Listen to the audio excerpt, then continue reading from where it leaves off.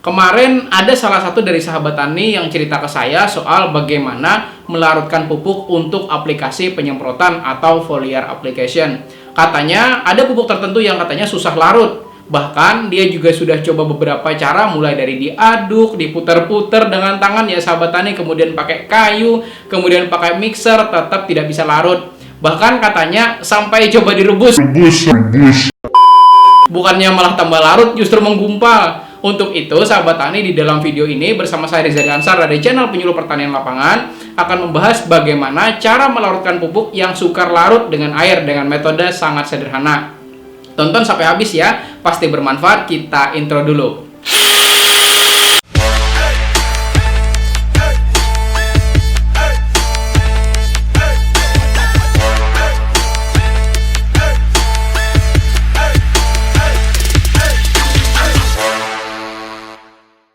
Buat sahabat tani yang mau request atau meminta bahaskan satu topik pembahasan, silahkan tuliskan di kolom komentar, biar jadi bahan pertimbangan saya untuk membuat video selanjutnya. Dan buat sahabat tani yang sudah subscribe dan klik tombol loncengnya, tidak henti-hentinya saya doakan, semoga ilmunya semakin berkah dan rezekinya tambah banyak lagi. Amin.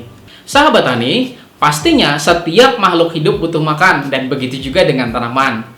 Cara kita memberi makan tanaman adalah melalui proses yang namanya pemupukan.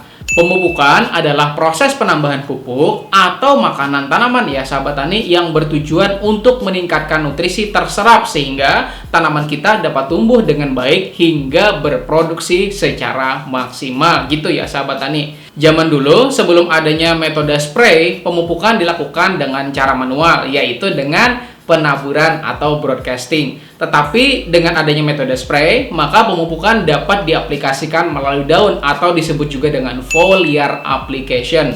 Sebelum membahas lebih jauh tentang metode foliar application itu sendiri, saya mau kenalkan ke sahabat tani apa itu stomata. Bukan mata ya sahabat tani, tapi stomata. Nah, kata stomata berasal dari bahasa Yunani, yaitu stoma atau mulut. Sederhananya ya sahabat tani, stomata adalah mulut atau pori-pori kecil yang ada pada daun dan terletak pada epidermis bagian bawah daun. Ingat ya sahabat tani, pada bagian bawah daun. Artinya kalau selama ini Anda melakukan pemupukan melalui aplikasi foliar, tetapi yang Anda semprot adalah bagian atas daun, maka pemupukan Anda pasti kurang maksimal diserap oleh tanaman kita. Stomata ya sahabat tani dikelilingi oleh dua sel penjaga yang berguna untuk mengendalikan terbuka dan tertutupnya stomata. Pada siang hari, air masuk ke sel-sel penjaga melalui cara tertentu, membuat sel penjaga itu membesar dan melengkung ya sahabat tani sehingga stomata jadi terbuka. Sedangkan berbeda di malam hari. Pada malam hari ketika tumbuhan tidak terhidrasi dengan baik, maka air keluar dari sel-sel penjaga sehingga membuat sel-sel penjaga ini menjadi mengecil dan kembali lurus sehingga membuat stomata itu tertutup. Fungsi utama dari stomata adalah untuk pertukaran gas seperti karbon dioksida, uap air, dan oksigen. Sederhananya, tumbuhan mengambil karbon dioksida dari udara dan mengeluarkan oksigen yang berguna bagi makhluk hidup lainnya seperti hewan dan manusia. Selama siang hari, karbon dioksida yang dibutuhkan untuk fotosintesis masuk ke daun lewat stomata melalui cara tertentu. Kemudian, oksigen hasil fotosintesis dan uap air dari respirasi pada akhirnya keluar dari daun tanaman. Makanya kita dianjurkan ya sahabat tani untuk selalu bersyukur. Bayangkan nih seandainya tanaman tidak melakukan yang namanya proses fotosintesis sehari aja kira-kira, maka apa yang bakal terjadi kira-kira? Dapatkah kita menikmati oksigen yang begitu berharga? Betul tidak? Bayangkan nih kalau Anda sakit lalu harus dipasangi oksigen yang di sini loh sahabat tani. Kira-kira berapa biaya yang mesti Anda bayar? Mahal kan?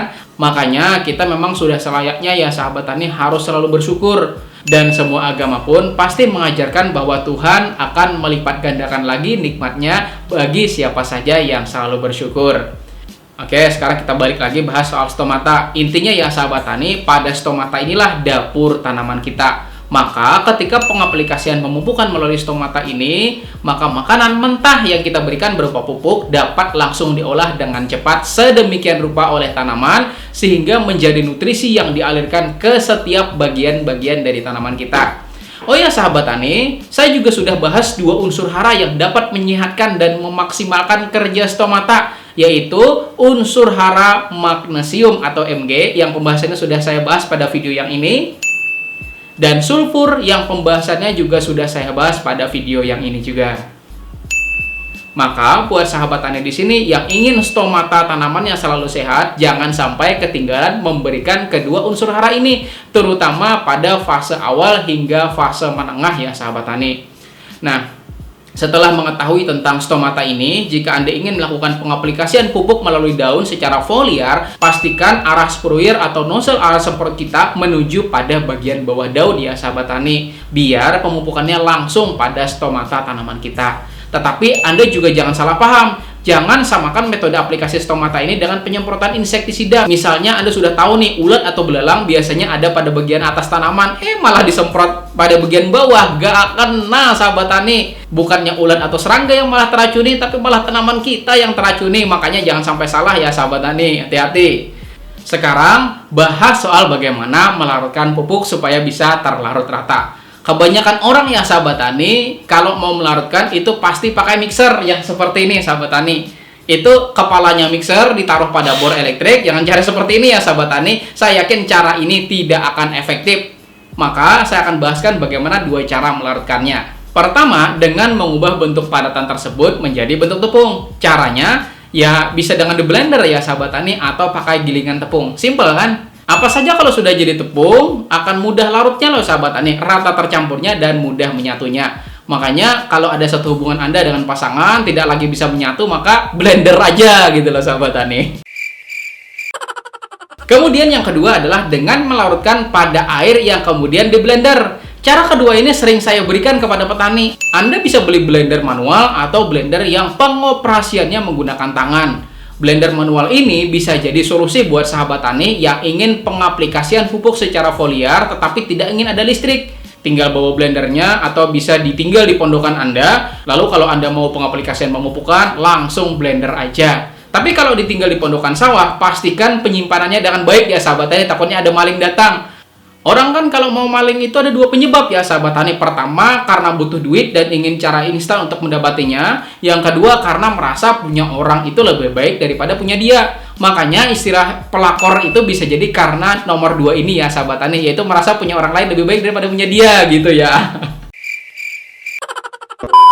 Oke sahabat tani, tambahan juga ya, dalam pengaplikasian foliar application atau pemupukan lewat daun, Anda juga harus memperhatikan pertama, nutrisi apa yang ingin Anda berikan, karena unsur hara tertentu akan bersifat antagonis jika diberikan dengan unsur hara bermuatan sejenis. Maka jika sahabat tani ingin mencampur unsur hara, maka lakukan pencampuran hanya pada hara yang muatannya tidak sejenis. Kedua, saat Anda menyemprot dalam durasi yang cukup lama, usahakan pada waktu tertentu Anda harus aduk kembali larutan pupuk pada tangki Anda, atau bisa juga dengan cara mengguncang-guncangkan tangkinya. Ini penting loh sahabat tani, agar hara tersebut tidak mengendap pada bagian bawah tangki yang bisa saja berpotensi membuat sumbatan pada lubang tangki Anda. Juga berpotensi adanya perubahan konsentrasi larutan yang membuat penurunan efektivitas larutan pupuk itu sendiri.